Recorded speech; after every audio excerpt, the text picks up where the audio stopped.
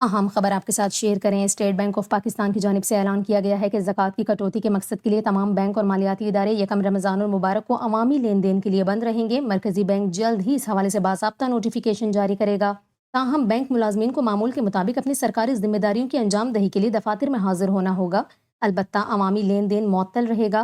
پاکستان میں رمضان المبارک کا مقدس مہینہ 2 مارچ 2025 کو شروع ہونے کا امکان ہے، جبکہ 1 مارچ کی شام کو چاند نظر آنے کی توقع ہے۔ سپارکو کی جانب سے کہا گیا کہ نیا چاند 28 فروری کو پاکستان کے معیاری وقت کے مطابق شام 5:45 پر پیدا ہوگا۔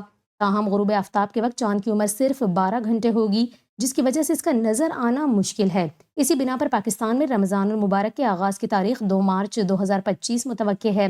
اسی حوالے سے اسٹیٹ بینک آف پاکستان کی جانب سے اعلان کیا گیا ہے کہ زکوٰۃ کی کٹوتی کے مقصد کے لیے تمام بینک اور مالیاتی ادارے یکم رمضان المبارک کو عوامی لین دین کے لیے بند رہیں گے۔ یہ کہا گیا کہ بینک ملازمین جو ہیں وہ معمول کے مطابق اپنے سرکاری ذمہ داریوں کی انجام دہی کے لیے دفاتر میں حاضر ہوں گے، البتہ عوامی لین دین اس دن معطل رہے گا۔